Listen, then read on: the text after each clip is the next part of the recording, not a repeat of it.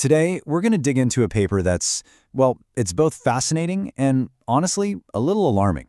It's all about a crisis that's brewing in academic research, something the authors call an irresponsible research perfect storm. So let's get right into it. So you might think a paper with a title like that would start with doom and gloom, right? But it actually does the opposite. It kicks off with this really optimistic vision of the year 2035, a future where management research is this incredible force for good, making a real difference in the world. And the authors are clear. This isn't just some pipe dream. They think it's totally achievable. But, and there's always a but, there's a huge obstacle in the way. Right, so just as you're getting comfortable with this amazing future, bam, the whole mood shifts. The paper says that to get to that bright 2035, the academic world has to sail through a massive gathering storm. And this isn't just a little squall. We're talking about something that could sink the whole ship. To really get us to understand the danger, they use a powerful and true story of a disaster at sea. And that story starts with this fishing boat, the Andrea Gale. You've probably heard of it from the book or the movie The Perfect Storm. So back in 1991, the crew had a bad run. They hadn't caught much. The pressure was on financially, so they made a fateful decision to sail through some pretty nasty weather. What they didn't know, what they couldn't know, was that they were sailing straight into a collision of three separate, enormous weather systems.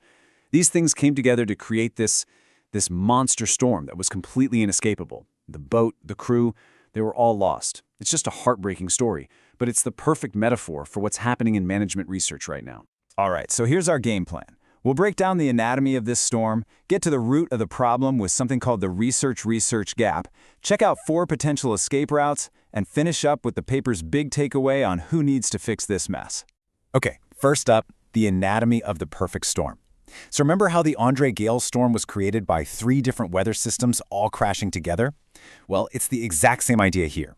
This isn't one single problem. It's a whole bunch of different pressures and broken systems all coming to a head at the same time, which makes the whole situation way more dangerous than any one of those things by itself.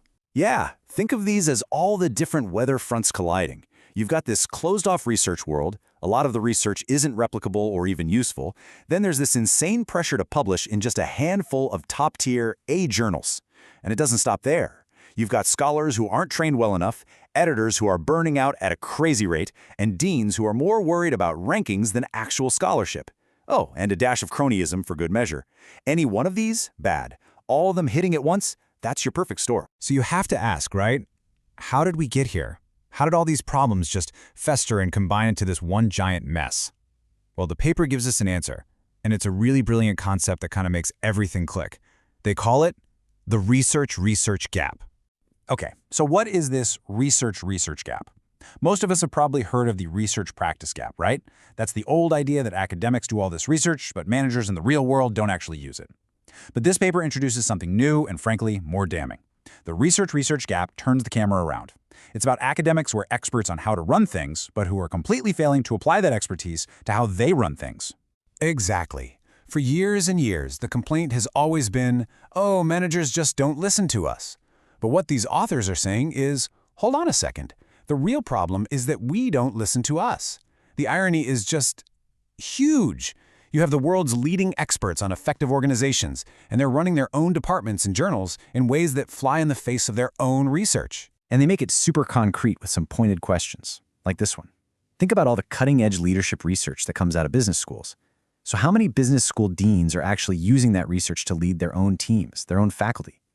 The paper's answer is pretty bleak, almost none. And it's not just leadership. What about job design? Academics have developed all these fantastic theories about how to design jobs to prevent burnout and stress. But are those theories being used to help with the insane, crushing workload that journal editors face? All the evidence points to no. It's like they've invented the cure, but they refuse to take the medicine themselves. That, right there, is the research gap. So yeah, the diagnosis is pretty grim. But look, you don't identify a storm just to say, well, we're all doomed. The whole point is to find a way to navigate through it. And thankfully, the paper doesn't just leave us with the problem. It lays out 4 really solid, actionable recommendations for closing this gap and finding a way back to calm waters. And here's a quick look at that roadmap. What I love about this is that it's a total system approach. Each suggestion targets a different group of people. You've got solutions for the university bigwigs, for the journal editors, and for the researchers on the ground.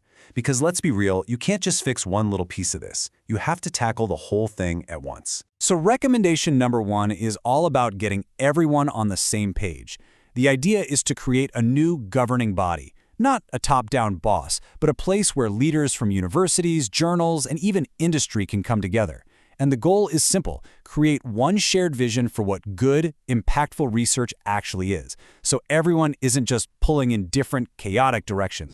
Okay, number 2 is huge. It really boils down to that old saying, you get what you measure. And right now, the system basically measures one thing and one thing only. How many articles did you publish in a tiny handful of elite journals? This recommendation says, scrap that. Let's move to a portfolio approach. That means we'd evaluate professors on a whole range of things, like, did they work on a huge societal problem? Did they write something useful for actual managers? It's all about changing the incentives that are causing this storm in the first place. All right, let's talk about one of the most intense parts of this storm: editor burnout. I mean, these people are supposed to be the gatekeepers of science, right? But they are absolutely drowning. The number of papers getting submitted is just off the charts, and it's creating this completely unsustainable workload.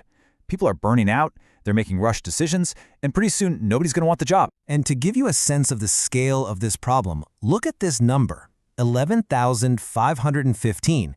That's the number of manuscripts submitted to the journal Science in a single year.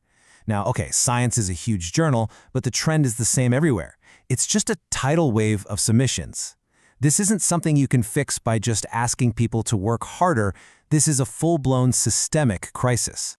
And this is where that whole research gap thing just smacks you in the face. Because the solutions are already there. They're sitting right in the pages of their own journals. The paper says, hey, let's use demand forecasting to manage the workload.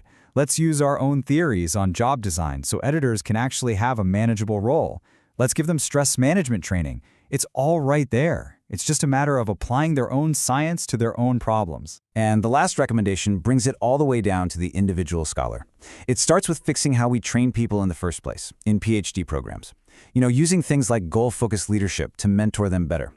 And it's not just about learning one method.